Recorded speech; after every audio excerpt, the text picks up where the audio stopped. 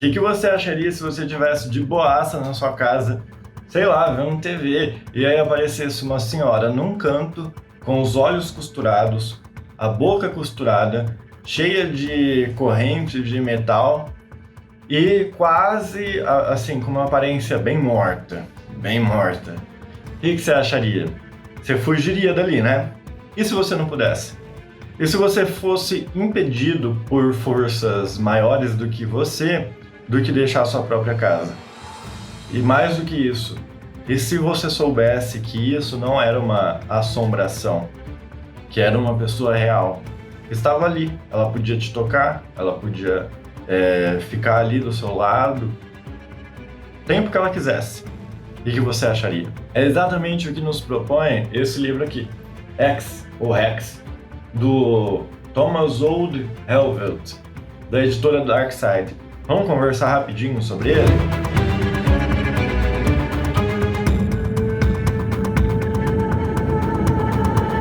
Eu sou o Márcio Júnior, esse aqui é o Projeto Inocente, e antes de qualquer coisa, já se inscreveu no canal, né?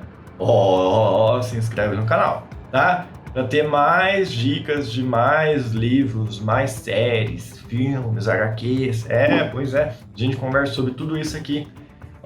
Esse aqui é um livro que eu já tinha lido há muito, muito tempo, quando eu comprei, e foi assim, ele já tinha entrado na lista de melhores livros de terror, assim, da minha vida, entende? Porque eu gosto muito, né, de livros de terror, então, assim, já tinha entrado. Recentemente eu reli justamente para trazer aqui no canal e realmente ele se mantém na mesma posição, tá? Assim, como um dos melhores livros de terror que eu já li. É um livro que se propõe a ser diferente até certo nível, mas vamos com calma. Basicamente aqui a gente vai conversar sobre uma cidade que é Black Spring. A cidade aqui ela vai funcionar muito e muitas vezes como um personagem, especialmente por sua conexão aí com a bruxa Catherine. Já vou adiantar aqui. Pois é, ela foi ou é, sei lá, uma bruxa, ou ela é considerada alguma bruxa, mas por partes aqui. Black Spring é uma cidade pequena do interior da Holanda, que basicamente tem essa pegada mesmo pequena, sabe? Meio que quase todo mundo conhece todo mundo, fofoca, essa questão assim que fica nas entrelinhas, sabe? Muita questão de moralidade, que qualquer coisa que você faz todo mundo fala, todo mundo vai julgar a sua moral. Enfim, basicamente a ambientação que o autor quis trazer aqui é de uma cidade interiorana, pequenininha, que assim, que dá uma impressão, eu acho que aqui é uma pegada real do autor, dá uma impressão de que, em tese, é acolhedora. Sabe quando você vai para uma cidade grande que você meio que se sente perdido a princípio? Na cidade, né, numa cidade menor, você tem uma impressão, uma sensação, pelo menos eu tenho, tá? De que você está sendo acolhido. É uma coisa assim, nossa, sabe? Realmente tem essa questão de julgamentos, né, que a gente acaba vendo aí, mas sim, tem uma questão de que você se sente acolhido. E aqui, Black Spring, ele tentou fazer esse paralelo, que já no princípio vemos pessoas tentando mudar para Black Spring, e alguns vizinhos alertando, não se muda pra cá não, tem coisa muito estranha, tipo assim, o trem passa ali, tem muito barulho, tem uma construção, e tipo, é bem estranho, porque na verdade quando alguém tá se mudando, o que as pessoas tentam fazer é do tipo assim, não, aqui é um lugar perfeito para se morar, para se viver, e temos em Black Spring uma posição contrária, um movimento contrário, tipo, não vem pra cá não. Em Black Spring também temos o decreto emergencial, que é uma espécie de lei que foi imposta aos cidadãos muitos e muitos anos atrás, que vai fazer com que seja possível lidar com situações extraordinárias. Tá, do que eu tô falando, o que tá acontecendo em Black Spring, por que as pessoas não querem que novas pessoas mudem, né? Por que tem esse decreto emergencial que vai lidar com situações extraordinárias? Eu falei de uma bruxa, eu falei de uma senhora que aparece nas casas, e é exatamente isso. Lá viveu uma mulher, muitos e muitos e muitos anos atrás, na época dos colonizadores, viveu uma mulher que tinha 2 filhos, uma menina e um menino. Prestem atenção nessa história que ela vai ser determinante para todo o desenrolar aí do livro e da nossa conversa, ok? Ela tinha 2 filhos e ninguém sabia quem eram os pais ou o pai dessas 2 crianças. Ela vivia na floresta, em determinado momento da sua própria história, ela abandona a igreja, ela para de frequentar a igreja, e aí ela passa a ser mal vista. Alguns rumores surgem no sentido de que talvez os pais dos filhos dela, ou o pai do filho dela, pode vir a ser índio. E naquela época, né, muitos anos atrás, a gente sabe que existia aí um misticismo, até mesmo por detrás dos índios, né, dos nativos, que eles falavam assim, que como não são cristãos, não têm alma, são pagãos.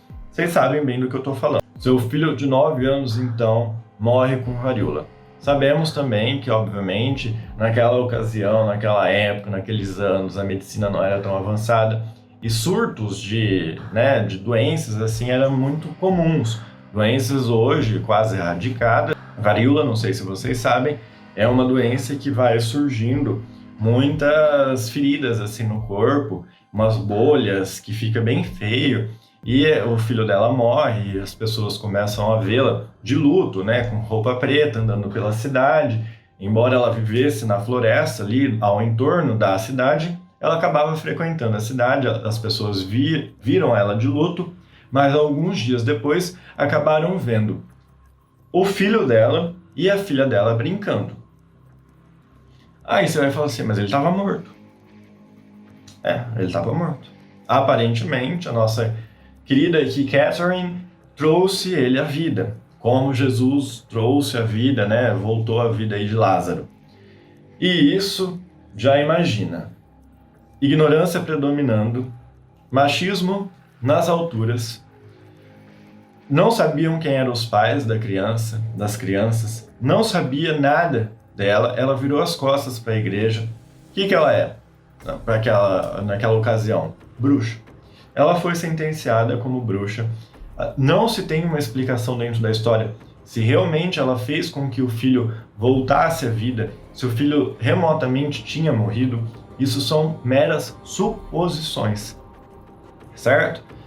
Então, assim, não tem como precisar falar realmente ela trouxe a criança à vida, isso realmente aconteceu. Então, assim, baseando-se em suposições, ela foi condenada à bruxaria, ela foi torturada e torturada ela confessou o próprio crime. Nesse julgamento, então, ela foi condenada a matar o próprio filho com as próprias mãos, ou então os julgadores iam matar o filho e a filha. Basicamente, o que aconteceu, então, foi que ela teve que fazer uma escolha entre os 2 filhos ou um filho. O que ela fez? Ela matou o próprio filho com as próprias mãos, e aí, logo em seguida, ela foi condenada a ser morta por enforcamento. Nesse caso, o enforcamento, ela teria que pular, né? E ela mesma se enforcar, digamos. Não é como se alguém fosse lá e enforcasse ela. Não, então teve essa questão de uma tortura psicológica.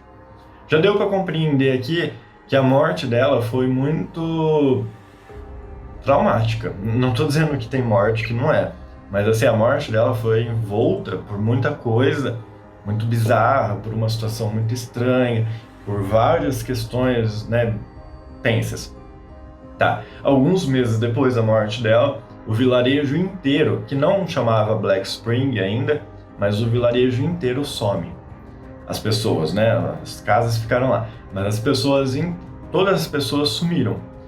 E aí os colonizadores não sabiam muito bem o que tinha acontecido, né? Os viajantes que passavam por lá.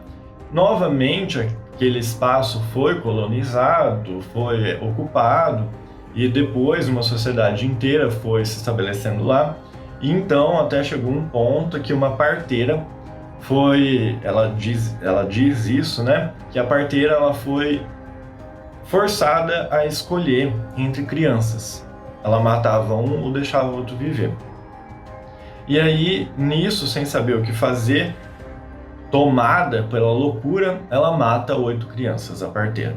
Quando vão investigar a situação, descobrem uma mulher vivendo na floresta, uma mulher meio decrépita, meio morta-viva ali, vivendo na floresta, e aparentemente ela sussurrava coisas que fazia as pessoas serem levadas à loucura, a cometer certas atrocidades. A alternativa que eles encontraram foram justamente costurar a boca dela para que ela não pudesse mais sussurrar, e também rondava um rumor a respeito do mal. E aqui o mal olhado é justamente isso. Ela lançava um olhar que aparentemente enfeitiçava as pessoas, amaldiçoava as pessoas. Só que, já digo, já adianto, que Black Spring tem a impressão, tem uma característica de ser mal olhada.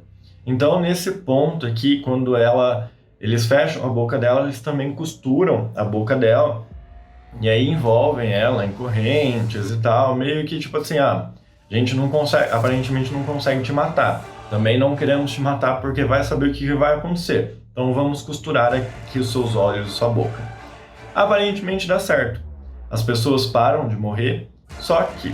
E aí a gente vai começando a vir para os dias atuais. Quando os habitantes de Black Spring tentam sair da cidade, ou quando eles se distanciam da cidade por muito tempo, o que acontece? Acontece que começa a surgir na cabeça de cada uma dessas pessoas que se distanciam ou que tentam ir embora de Black Spring, desde que sejam habitantes de Black Spring, beleza? Pensamentos suicidas bem tensos, bem complexos, bem feios começam a surgir na cabeça dessas pessoas. E aqui a gente vai conhecer então a família principal da história, que a gente vai acompanhar do começo ao fim, com muitos percalços, na verdade, aí no livro, tá? E a gente vai conversar sobre os Grant, né? No caso, temos o Steve, que é o pai, que é casado com a Jocelyn, e aí eles têm 2 filhos, o maior, que é o Tyler, que é muito mais próximo do pai, e o Matt, ou Matt, acho que é Matt, aqui a pronúncia, tá? Que é muito mais próxima da mãe, da Jocelyn. Basicamente, aqui, quando eles estavam em lua de mel, o Steve e a Jocelyn, eles estavam no Havaí, pensamentos suicidas surgiram muito fortemente na cabeça deles, quase se mataram. Foi aqui que eles descobriram, então, essa maldição, esse mal olhado de Black Spring. Questão é, vamos lá, começamos o livro já com a bruxa surgindo no meio dos lugares, assim, ela realmente surge, tá? Ela tem a capacidade de andar, de se movimentar, e é dito muito que ela tem uma rota muito pré-estabelecida, mas ela também tem a capacidade de sumir e surgir. É um dos elementos sobrenaturais aqui que, em determinados momentos que ela está exposta a muito estresse, ela some, ela desaparata e volta e surge em outro lugar, beleza? Ela tem essa capacidade, mas ela começa a surgir, ela surge desde sempre dentro das casas, meio como se estivesse observando as famílias. Então aqui na casa dos Grant, por exemplo, ela surge num cantinho, no comecinho da história. Ela surge num cantinho e fica ali. Tanto é que a Jocelyn pega um paninho e cobre a cabeça dela, porque é uma visão muito tensa, descrito isso com muito, né, é bem tenso assim, uma mulher morta, sei lá quantos anos, com os olhos costurados, a boca costurada, cheia de correntes de ferro em volta do corpo, é bem tenso. E ela é, tipo, aparentemente curvada, assim, então fica, né, beleza. A questão é, por que o livro me atraiu muito? Por isso. Porque ele traz esse sobrenatural de um modo mais natural possível. Ele vai narrando essa descoberta aí da bruxa nesses diferentes lugares, como se fosse algo até mesmo cotidiano. Claro que esses novos vizinhos, né, esses novos habitantes, Della Rosa, se eu não me engano o sobrenome deles, quando eles vão para a cidade, eles tomam um susto. Mas a rotina da bruxa acaba sendo a rotina dos habitantes também. Inclusive, Rex, aqui no caso, né, o nome do livro, é uma organização civil que tem dentro da cidade, que vai monitorar o comportamento da bruxa. Eles têm um aplicativo, o Rex App, no caso, que vai fazer com que as pessoas falem assim, a bruxa está em tal lugar, eu vi a bruxa em tal lugar. Ah, não, a bruxa está aqui em casa. Então eles vão fazendo esse monitoramento. Por quê? Porque as pessoas de fora de Black Spring não sabem disso, né? Não tem esse contato, não sabem que lá é amaldiçoado, porque eles têm medo de soltar essa notícia e não saber o que vai acontecer. é complicado, porque vai que as pessoas vão e tentam abrir, né, os pontos dos olhos dela ou da boca. E, inclusive, isso já aconteceu em determinado período da história, que há muito tempo atrás também eles abrem um dos pontos do canto da boca e, hora que eles abrem esse ponto do canto, ela começa a sussurrar e pessoas mais velhas de dentro da cidade têm um colapso e morrem. E é justamente aqui, eu quero que vocês prestem atenção nesse ponto, porque eu vou ter que trazer ele de novo, tá? Lá no final como uma crítica. Mas vamos lá. E aí, nesse caso, ela é retratada de um modo muito cotidiano, tem essa questão do aplicativo. E lembra que eu falei que tem 2 filhos, né? O Tyler e o Matt. Então, o Tyler, ele tá na adolescência ali, já meio que se rebelando, e pensa assim, ele não pode se distanciar da cidade, ele nunca vai poder mudar da cidade, ele sabe que, querendo ou não, a gravidez foi uma escolha dos pais ali nesse caso, porque eles escolheram realmente ter o Tyler, ter o Matt. Então, assim, tem muita coisa para que ele possa se rebelar. E aí ele inaugura uma espécie de site que ele vai filmando, ele mais alguns amigos, ele vai filmando a bruxa, ele faz alguns experimentos com a bruxa, e nesse caso ele vai soltando isso. Só que o Rex vai monitorando também a internet, então ele só faz isso estando fora dessa cidade, né, de Black Spring. Então, quando ele vai para a escola, que não fica em Black Spring, ele vai e posta esses vídeos, ele vai e posta para um seleto número de pessoas. Não é tipo assim, vou soltar na internet para todo mundo ver. Não, não é assim. É um site meio que até particular, que só vê quem tiver a senha de acesso, por exemplo. Beleza? Eu não vou chegar aqui a dissecar o livro ponto a ponto. Eu sei que não é um dos livros assim mais famosos da Darkseid, embora ele seja realmente muito famoso.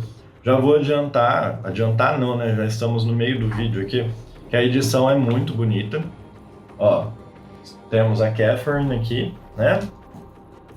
E assim, capa dura, né? Já dá pra perceber o nível, lombada bonitinha, tudo bonitinho, né? Temos o olho aqui, uma criança aqui, fica a dica. Então, assim, não é um dos livros mais famosos de terror, embora eu acho que deveria ser sim, tá? Eu acho que geral devia conhecer e ler, quem gosta do gênero. Mas eu não vou dissecar os acontecimentos, falar assim, aconteceu isso, aconteceu aquilo. Eu queria trazer esse panorama para vocês e trazer alguns pontos de vista meu, para que quando você leia, né? E quando você, sei lá, assim, caso você se interesse, você já parta a leitura desses pontos iniciais. Eu quero trazer aqui, então, temos muitos personagens, tá? O livro ele é repleto de personagens, porque, obviamente, por ser uma cidade pequena, a gente vai tendo contato com essas pessoas ali ao redor. Mas eu quero trazer aqui a Griselda. A Griselda foi a esposa do açougueiro da cidade, e ela apanhava muito do próprio marido. É dito assim, em determinado momento, eles têm um filho, né? É dito em determinado momento que eu acho que ele vai se distanciar da cidade, aí ele tem esse ímpeto suicida e ele acaba sendo morto. Beleza? Então assim, ela apanhava muito do marido, as pessoas costumavam ver os hematomas, mas não faziam nada. Só que, devido ao suicídio aí do marido, devido à morte do marido, top, né? Ela se livrou. Só que o filho dela é bem problemático. Só que outro ponto aqui é que ela tem uma espécie de conexão, ela se sente conectada, é uma questão unilateral mesmo. Ela se sente conectada a Catherine. Ela meio que encara como se ela fosse uma deusa mesmo, sabe? A Catherine como se fosse uma deusa que ela precisa levar comida, oferendas, sabe? Tem um determinado momento que ela dá um pavão vivo, meio que tipo... e sacrifica ele ali, enfim, é uma loucura. Mas por que eu quero trazer a Griselda aqui? Porque ela é importante, porque o autor ele foi muito feliz em diversas análises que ele faz dentro do livro. Ele não deixa do tipo assim, vou deixar as pessoas devagarem, viajarem aí, não.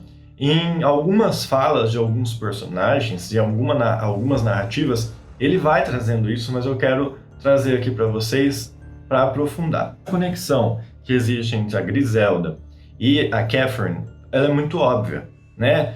Porque ambas foram vítimas de uma sociedade que crucificou as duas. Basicamente, uma sociedade de homens que fez com que o corpo de ambas fosse instrumento, né, dessas pessoas. A Griselda aí surge como um corpo dócil para o marido, e ela, em muitos momentos, você vai ver ela sendo referida como mulher do açougueiro.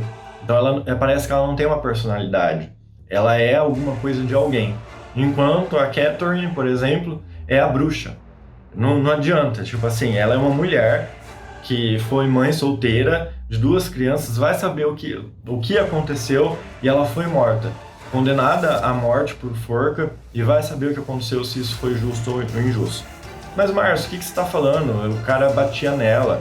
Tá, é horrível, é tenso, mas qual a correlação? A correlação é que a cidade inteira vai encará-la assim. A cidade inteira vai julgá-la, vai crucificá-la. Não tão pesado como fizeram com a Catherine, por exemplo, de fazer, né, uma sociedade antiga fazer com que ela se enforcasse, fosse condenada à bruxaria, mas qualquer movimento da Griselda, não estou dizendo que ela é correta, tá? Ela tem uma ambiguidade moral muito forte, mas eu acho que todos os personagens têm, na verdade. Todos eles são muito humanos. Eu acho isso muito interessante no livro, que ele não recorreu muito àquela questão de estereótipos extremos, assim. Todos eles são muito humanos. Você vai falar assim, nossa, isso é bom, mas isso aqui também foi ruim dentro desse personagem. Ele tem uma personalidade boa, mas ele também cagou aqui, entendeu? A questão é que a Griselda aqui, qualquer coisa que ela faça, ela é julgada, enfim. E esse julgamento dela que faz com que ela tome atitudes cada vez piores, cada vez mais tensas. Então aqui a gente consegue enxergar um paralelo muito forte entre a bruxa e a Griselda, simplesmente porque foi o julgamento, foi um desconhecimento do que ela era, foi uma abstrativação do que as duas mulheres eram, que fez com que elas tomassem algumas atitudes.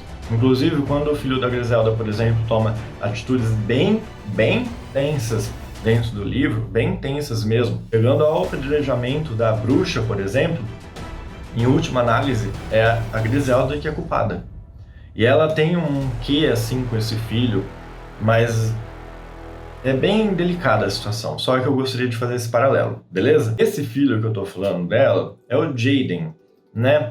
E ele passa por essa situação que eu falei, que ele apedreja a bruxa junto com outros garotos, e para isso eles aplicam um decreto emergencial que é como se fosse uma lei marcial, né? Uma lei de guerra ali, que vai ter um tratamento mais duro com esses garotos. E são garotos, adolescentes mesmo, sabe? Claro que é muito errado o que o Jaden faz. Ele tem uma hora que ele usa um estilete, corta o seio da Catherine, por exemplo.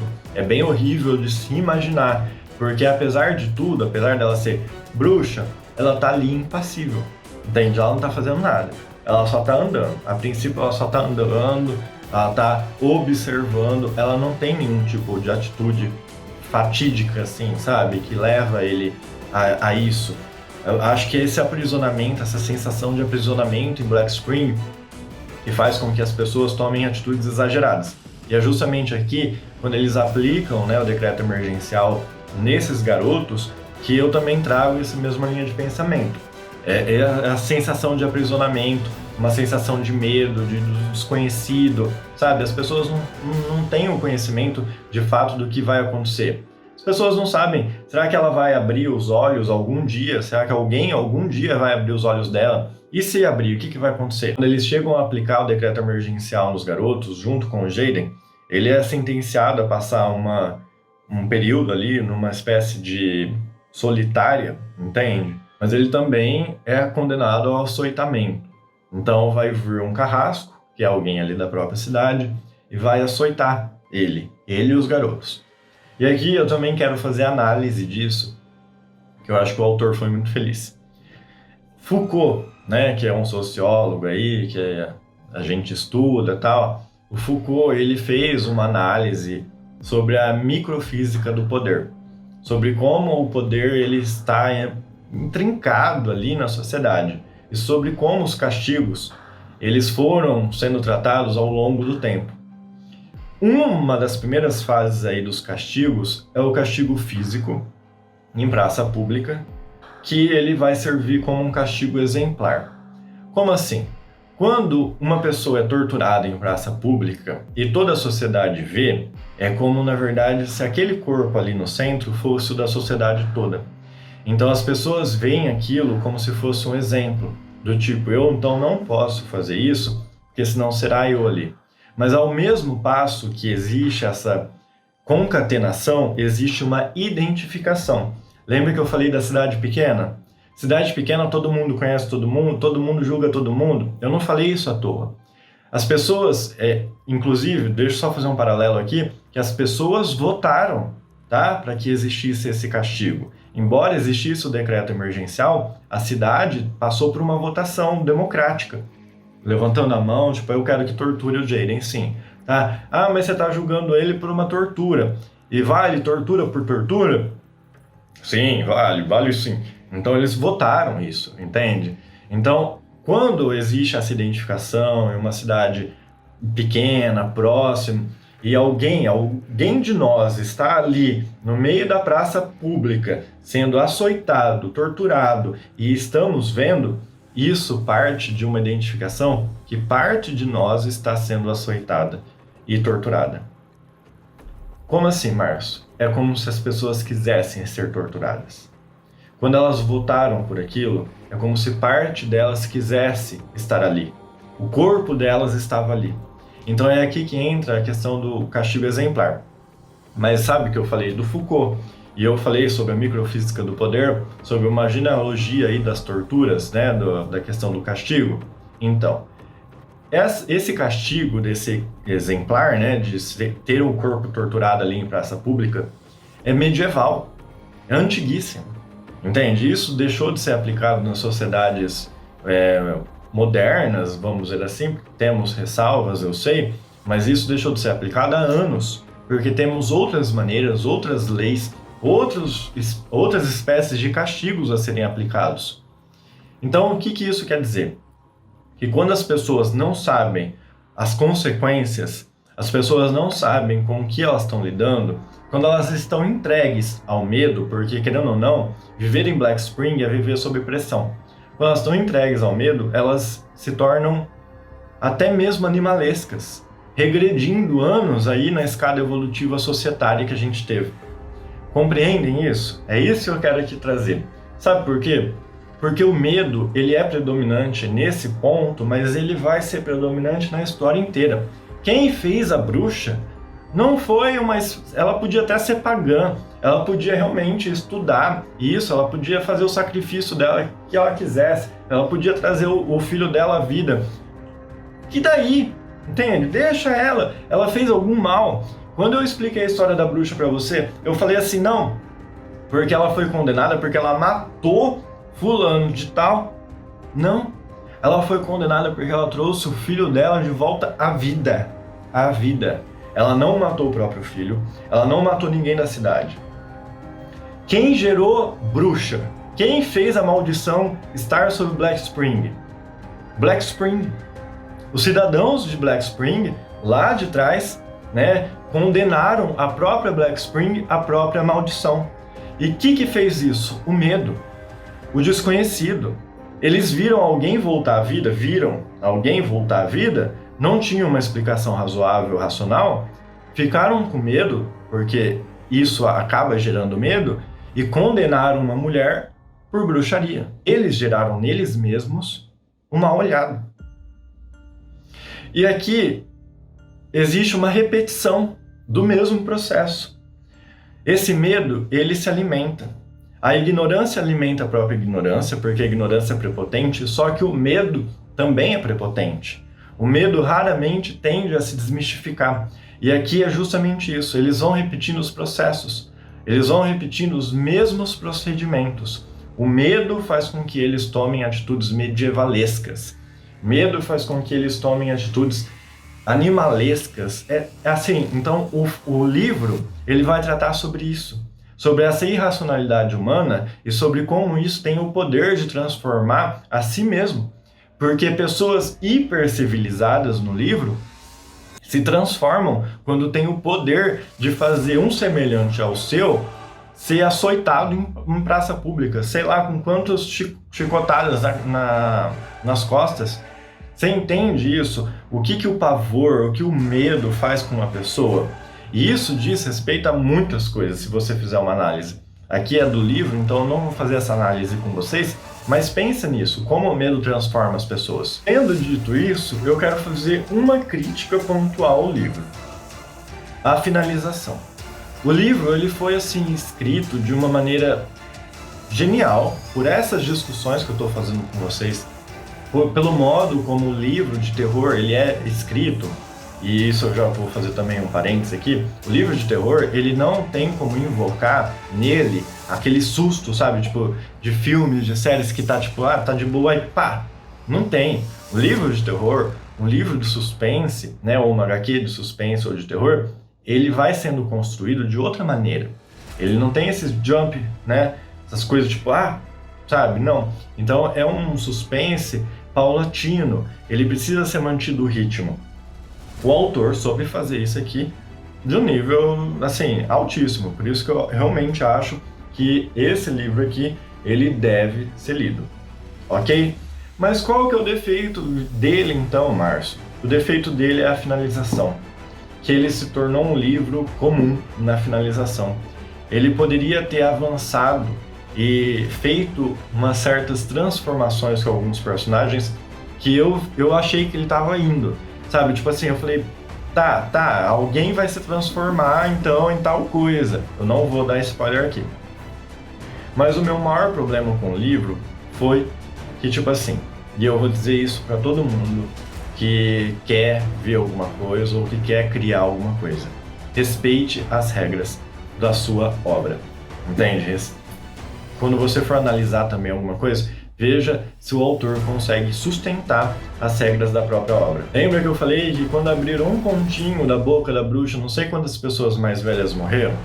Existe um turn point aqui na história que...